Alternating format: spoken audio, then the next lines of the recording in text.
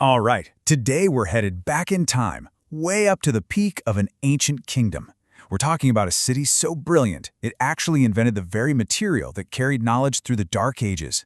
But this city, Pergamon, it's also at the center of a huge modern mystery, a story about a masterpiece that literally went missing. So, let's just jump right into that mystery. Imagine this. What if a city's greatest treasure, its most incredible work of art, wasn't in the city at all?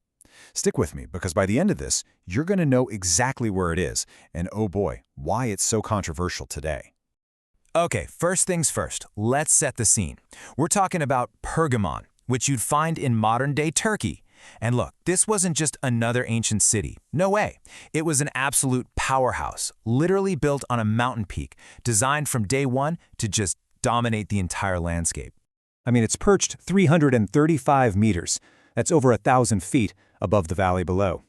Its name actually means fortress, and for very good reason. But here's what's really incredible. Think about all the great capitals from that Hellenistic era, the age right after Alexander the Great. Of all of them, Pergamon is the only one whose ruins you can still walk through today. It's a survivor. So, how does a kingdom like this even get started? Well, it all begins with a massive treasure. Seriously. After Alexander the Great's empire completely shattered, one of his generals stashed his gigantic fortune right here. The guy he left to guard it, a man named Philoteros, he saw his chance. He took that treasure and didn't just build a fortress. He founded an entire dynasty. And that dynasty, the Attalids, they're the ones who took Pergamon from just a fortified bank vault to a true world power. You can see the whole journey right here. It all kicks off with Philoteros seizing his moment in 281 BC. Then, about a generation later, Attalus I makes it official. This is the Kingdom of Pergamon. And then you get the Golden Age under Eumenes II, a huge boom in culture and building. But it all comes to a really sudden end in 133 BC with a final king who makes a decision that, believe me, nobody saw coming. But see, Pergamon's ambitions went way beyond just military strength. To be truly great, you had to own the world of ideas.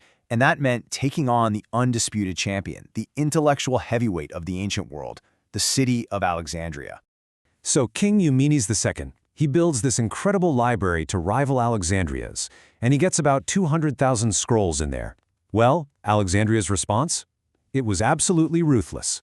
See, they controlled the entire world's supply of papyrus, the paper of the ancient world. So they enacted a full-blown embargo. They cut Pergamon off completely. The goal was simple, to literally stop their rivals from being able to write. But you know what? That embargo completely backfired. Pushed into a corner, Pergamon did what great powers do. They innovated. They perfected a whole new writing surface made from treated animal skin. It was way stronger than papyrus, and get this, you could even erase it and reuse it. They called it Pergamena, which literally means the paper of Pergamon. We know it today as parchment. So an act of economic warfare accidentally gave the world the very material that would preserve knowledge for the next 1,000 years. How incredible is that? Okay, so what would it have been like to actually walk through this incredible city? Let's take a quick tour of what's left of this amazing Hellenistic metropolis. This city was just a marvel of engineering. I mean, can you imagine sitting in its 10,000-seat theater? It was carved right into the hillside, and so steeply that it must have felt like you were just floating above the valley. You could visit the Temple of Athena, the city's protector, or this enormous gymnasium, a three-tiered complex for education and sports, with separate levels for boys, for youths, and for men. But maybe the most famous sight of all was the Asclepion. Now, this place was way more than just a hospital. It was a world-famous healing sanctuary, dedicated to the god of medicine, Asclepios. And its methods, honestly, they sound surprisingly modern, really holistic. The whole process began with the mind. Patients would enter a sacred sleep and have their dreams interpreted by priests. Then came the physical stuff, like water and mud therapies. After that, they'd lift the patient's spirits with music and theater. And finally, they'd complete the healing with something we would totally recognize today as psychotherapy, suggestion and focused talk therapy, mind and body. But, like all golden ages, the Hellenistic one couldn't last forever.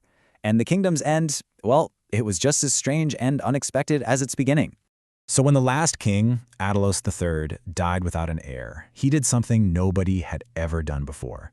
To stop a bloody civil war from tearing his kingdom apart, he put the entire kingdom in his will. And the beneficiary? The rising superpower of the Mediterranean, Rome. Just like that, with the stroke of a pen, Pergamon was peacefully handed over to the Roman Republic. And under the Romans, the city didn't fade away, not at all. It continued to thrive as a major provincial capital. The Romans even added their own huge structures, like the massive Red Basilica. The city also became a really important center for early Christianity, so much so that it was named as one of the 7 churches of Anatolia in the Book of Revelation. But after centuries, Pergamon did fade. Its stones were taken for other buildings, its glory mostly forgotten. Then, in the 1870s, a German engineer named Karl Humann was in the area building roads, and he just stumbles upon these magnificent ruins. His discovery completely sparked a new era of excavation, bringing Pergamon roaring back into the world's consciousness. And that rediscovery brings us right back to where we started, to our opening question. Because while digging, Humann and his team unearthed the city's absolute crown jewel. So, what happened to Pergamon's greatest masterpiece?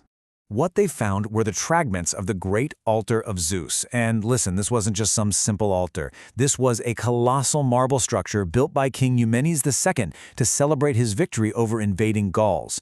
The entire base was wrapped in this stunning 120-meter-long frieze, an absolute masterpiece of Hellenistic art, showing the epic battle between the Olympian gods and the giants. It was the defining symbol of Pergamon's power and its artistry. And if you go visit the ancient city today, you can see its foundations, but you won't see the altar itself. So where is it? To see the altar today, you have to go to Berlin, Germany. Back in the late 19th century, the German excavators made an agreement with the Ottoman government, which ruled the area at the time.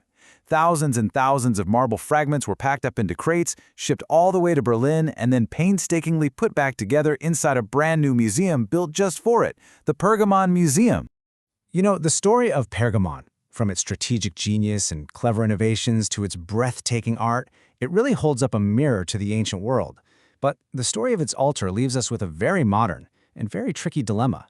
It's a question that applies to countless treasures all over the globe. Who should be the keeper of ancient history? Who truly owns the past, and where does it really belong?